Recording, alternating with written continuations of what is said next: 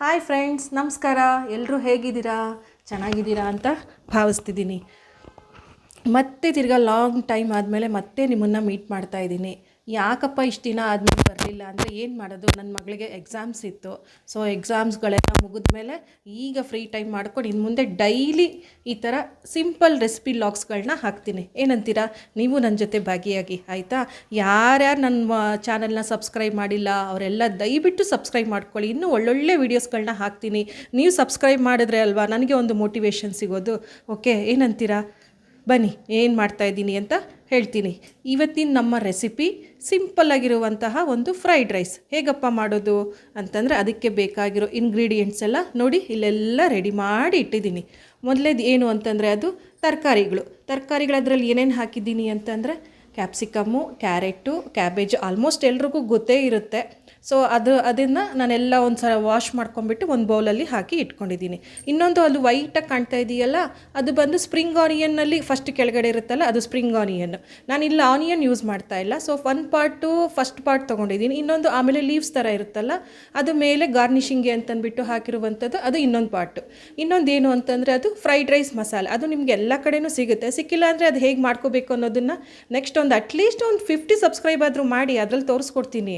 ಆಮೇಲೆ ಇನ್ನೊಂದು ಏನು ಅಂತಂದರೆ ಅದೊಂದು ಕಾಶ್ಮೀರ್ ರೆಡ್ ಚಿಲ್ಲಿ ಪೌಡರ್. ಖಾರ ಬೇಕಾಗಿರೋರ್ಗೆ ಬೇಕಾದರೆ ಫುಲ್ ಚಿಲ್ಲಿ ಪೌಡರೇ ತೊಗೋಬೋದು. ನಮಗೆ ಖಾರ ಕಡಿಮೆ ಬೇಕು ಅಂದ್ಬಿಟ್ಟು ಒಂದು ಕಲರು ಚೆನ್ನಾಗಿ ಬರುತ್ತೆ ಅಂತಂದ್ಬಿಟ್ಟು ಈಸ್ಟರ್ನ್ ಅವ್ರದ್ದು ರೆಡ್ ಕಾಶ್ಮೀರಿ ಚಿಲ್ಲಿ ಪೌಡರ್ನ ಯೂಸ್ ಮಾಡ್ಕೊಳ್ತಾ ಇದ್ದೀನಿ. ಆಮೇಲೆ ಇನ್ನೊಂದು ಏನದು ಮಾಮೂಲಿ ಎಲ್ರಿಗೂ ಗೊತ್ತಿರೋಂಗೆ ರುಚಿಗೆ ತಕ್ಕಷ್ಟು ಉಪ್ಪು. ವೈಟ್ ರೈಸ್ ಬೇಕು. ನಾನಿಲ್ಲಿ ಬಾಸ್ಮತಿ ರೈಸ್ ತೊಗೊಂಡಿಲ್ಲ. ಕೆಲವರು ಬಾಸ್ಮತಿ ರೈಸಲ್ಲಿ ಇಷ್ಟಪಡಲ್ಲ, ಕೆಲವರು ಇಷ್ಟಪಡ್ತಾರೆ. ಸೊ ಅಂಥವ್ರು ನಾನಿಲ್ಲಿ ಸೋನಾಮಸೂರಿ ರೈಸ್ನೇ ತೊಗೊಂಡಿದ್ದೀನಿ. ಆಮೇಲೆ ಬೇಕಾಗಿರುವಂತಹ ಕುಕ್ಕಿಂಗ್ ಆಯಿಲ್ ಅಷ್ಟೇ. ಓಕೆ, ನೆಕ್ಸ್ಟ್ ಸ್ಟಾರ್ಟ್ ಮಾಡೋಣ. ಹಾಗಿದ್ರೆ ಲೆಸನ್ ನಂಬರ್ 1, ಒಲೆ ಹಚ್ಚುವುದು. ನಮ್ಮ ಸಿಹಿ ಕಹಿ ಚಂದ್ರು ಸರ್ ಹೇಳ್ತಾರಲ್ಲ ಹಾಗೆ. ಈಗ ಸ್ವಲ್ಪ ಎಣ್ಣೆ ನೋಡ್ಕೊಂಡು ಹಾಕ್ಕೊಳ್ಳಿ, ನೀವು ಎಷ್ಟು ಮಾಡ್ತಿದ್ದೀರಾ ಅಂತ. ನಾನು ಇಲ್ಲಿ ಒಂದು 5 ಟೇಬಲ್ ಸ್ಪೂನ್ ಅಷ್ಟು ಹಾಕಿದ್ದೀನಿ. ಓಕೆ, ಸ್ವಲ್ಪ ಎಣ್ಣೆ ಬಿಸಿ ಆಗಲಿ.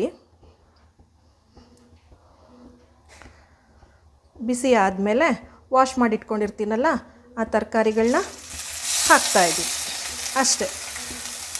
ವೆಜಿಟೇಬಲ್ಸ್ ಎಲ್ಲ ತುಂಬ ಫ್ರೈ ಆಗಬೇಕು ಅಂತ ಏನಿಲ್ಲ. ಆ್ಯಕ್ಚುಲಿ ಫ್ರೈಡ್ ರೈಸ್ಗೆ ಆಫ್ ಬಾಯ್ಲ್ ಆದರೆ ಸಾಕು. ಓಕೆ, ನೋಡಿ ಈಗ ಫ್ರೈ ಮಾಡ್ತಾ ಇದ್ದೀನಿ. ಇದೊಂದು ಸ್ವಲ್ಪ ಹಸಿ ವಾಸನೆ ಹೋಗಲಿ. ಹಸಿ ವಾಸನೆ ಹೋದ್ಮೇಲೆ ನೆಕ್ಸ್ಟ್ ಏನೇನು ಹಾಕಬೇಕು ಅನ್ನೋದನ್ನು ತೋರಿಸ್ತೀನಿ. ಓಕೆ, ಸ್ವಲ್ಪ ಅದು ತರಕಾರಿ ಬಾಯ್ಲ್ ಆಗ್ತಿದ್ದಾಗೆ ಇದು ಫಸ್ಟು ಹೆಚ್ಚಿಟ್ಕೊಂಡಿರ್ತೀವಲ್ಲ ಸ್ಪ್ರಿಂಗ್ ಆನಿಯನ್, ಅದನ್ನು ಹಾಕ್ತಾಯಿದ್ದೀನಿ. ಒಂದು ಅರ್ಧ ಬೆಂದರೆ ಸಾಕು ಫ್ರೆಂಡ್ಸ್, ಚೆನ್ನಾಗಿರುತ್ತೆ ಈ ಥರನೇ ಕ್ರಂಚಿಯಾಗಿ. ನೋಡಿ ಎಷ್ಟು ಕಲರ್ಫುಲ್ಲಾಗಿ ಕಾಣ್ತಾ ಇದೆ ಅಲ್ಲ, ನೋಡ್ತಿದ್ರೇ ಇಷ್ಟ ಆಗೋಗ್ತಿದೆ.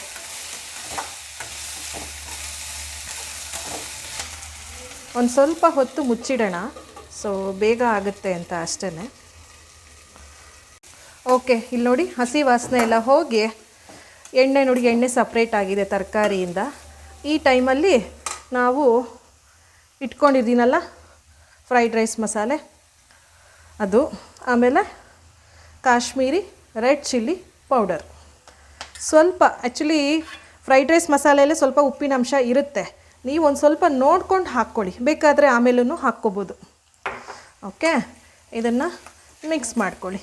ಸೊ ಇಲ್ಲಿಗೆ ಆಲ್ಮೋಸ್ಟ್ ನಮ್ಮ ಫ್ರೈಡ್ ರೈಸ್ ಮಸಾಲೆ ರೆಡಿ ಆಯಿತು.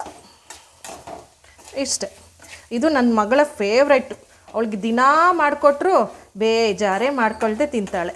ಅಮ್ಮ ಏನು ಮಾಡಲಿ ಅಮ್ಮ, ಫ್ರೈಡ್ ರೈಸ್ ಮಾಡಿಬಿಡು ಅಂತ ಹೇಳ್ತಾ ಇರ್ತಾಳೆ. ಸೊ ಹಾಗನ್ಬಿಟ್ಟೆ ನಾನೇನು ದಿನ ಏನು ಮಾಡಲ್ಲ, ವಾರಕ್ಕೆ ಒಂದು ಸರಿ ಆದರೂ ಇದ್ದೇ ಇರುತ್ತೆ.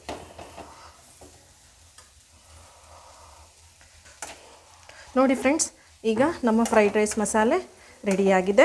ಸೊ ಈಗ ಇದಕ್ಕೆ ವೈಟ್ ರೈಸ್ನ ಹಾಕ್ಕೊಂಬಿಡೋಣ, ಮಾಡಿ ಇಟ್ಕೊಂಡಿರುವಂತಹ ವೈಟ್ ರೈಸ್.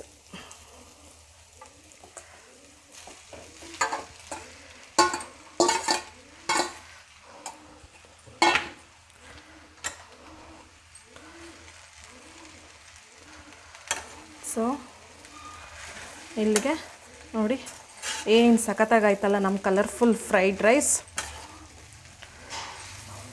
ಇಷ್ಟೇ ಸಿಂಪಲಾಗೆ ಎಲ್ಲ ಅನ್ನ ಒಂದು ಮಾಡಿ ಇಟ್ಕೊಂಡ್ಬಿಟ್ರೆ ಮಿಕ್ಕಿದ್ದೆಲ್ಲ 10 ನಿಮಿಷದಲ್ಲಿ ಹಾಗೆ ಹೋಗ್ಬಿಡುತ್ತೆ. ಇದು ಲಂಚ್ ಬಾಕ್ಸ್ಗೂ ಸಹ ಆರಾಮ್ಸೆ ತೊಗೊಂಡು ಹೋಗ್ಬೋದು.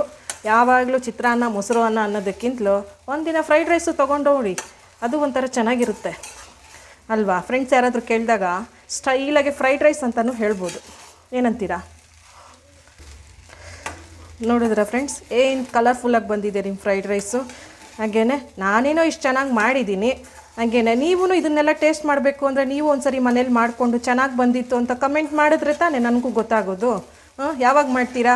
ಆದಷ್ಟು ಬೇಗ ಮಾಡಿ ತಿಳಿಸಿ ಆಯಿತಾ. ನಿಮ್ಮ ಕಮೆಂಟ್ಗೆ ವೆಯ್ಟ್ ಮಾಡ್ತಾ ಇರ್ತೀನಿ. ಹಾಗಾದರೆ ಇನ್ಯಾಕೆ ತಡ, ಹೋಗಿ ಮಾಡ್ಕೊಳ್ಳಿ. ವೆಯ್ಟ್ ನಂದು ಇನ್ನೂ ಕಂಪ್ಲೀಟ್ ಆಗಿಲ್ಲ, ಇರ್ರಿ. ಗಾರ್ನಿಷಿಂಗ್ ಒಂಚೂರು ಮಾಡೋದು ಬೇಡವಾ? ಒಂದೆರಡೇ ನಿಮಿಷ ಹಾಗೆ ಹೋಯ್ತು. ಸೊ ಈ ಟೈಮಲ್ಲಿ ನಾವು ಸ್ಪ್ರಿಂಗ್ ಆನಿಯನ್ನು ಹೆಚ್ಕೊಂಡಿರ್ತೀವಲ್ಲ ಫಸ್ಟ್ ಪಾರ್ಟು, ಸೊ ಅದನ್ನು ಹಾಕ್ತಾಯಿದ್ದೀನಿ. ನೋಡಿದ್ರಾ, ಏನು ಎಲ್ಲೋ ಹೋಟ್ಲುಗಳಲ್ಲಿ ಅಲ್ಲಿ ಇಲ್ಲಿ ಅವ್ರು ಏನೇನು ಹಾಕಿರ್ತಾರೋ ಏನೋ ಗೊತ್ತಿಲ್ಲ, ಅದನ್ನೆಲ್ಲ ತಿಂತೀರಾ. ಮನೇಲಿ ಹಿಂಗೆ ಮಾಡಿಕೊಂಡು ನೀವು ತಿನ್ಕೊಳ್ಳಿ, ನಿಮ್ಮ ಮಕ್ಳಿಗೂ ಮಾಡ್ಕೊಳ್ಳಿ, ಅವು ಖುಷಿ ಪಡುತ್ತವೆ. ಯಾವಾಗಲೂ ಹೋಟ್ಲಲ್ಲೇ ತಿನ್ನಬೇಕಾ ಅನ್ನೋದು ಇರೋದಿಲ್ಲ. ಮನೇಲಿ ಈ ಥರ ಮಾಡ್ಕೊಂಡಾಗ ಮನೇಲಿರೋ ಜೆಂಟ್ಸ್ಗೂ ಮನೇಲೇ ಮಾಡ್ತೀಯಲ್ಲ, ಹೋಟೆಲ್ಗೆ ಏನಕ್ಕೆ ಹೋಗೋದು ಅನ್ನೋದು ಆಗುತ್ತೆ. ಏನಂತೀರಾ? ಯಾವಾಗ ಮಾಡ್ಕೊಂಡು ಯಾವಾಗ ಕಮೆಂಟ್ ಹಾಕ್ತೀರಾ? ಆದಷ್ಟು ಬೇಗ ಹಾಕಿ ಆಯಿತಾ. ನೋಡಿದ್ರಲ್ಲ ಎಷ್ಟು ಚೆನ್ನಾಗಿ ಉದುರುದ್ರಾಗೆ ಬೀಳ್ತಾ ಇದೆ ನೋಡಿ. ನೋಡ್ತಿದ್ರೇ ತಿನ್ನಬೇಕು ಅನಿಸ್ತಿದೆ. ನನಗೆ ಹೀಗೆ ಅನಿಸ್ತಾ ಇದೆ, ನಿಮ್ಗೆ ಹೇಗೆ ಅನಿಸಲ್ಲ? ಸೊ ಮನೆಯಲ್ಲಿ ಮಾಡಿ ಟ್ರೈ ಮಾಡಿ ಹೇಗಿತ್ತು ಅಂತ ಕಮೆಂಟ್ ಮಾಡೋದನ್ನು ಮಾತ್ರ ಮರಿಬೇಡಿ. Okay, thank you.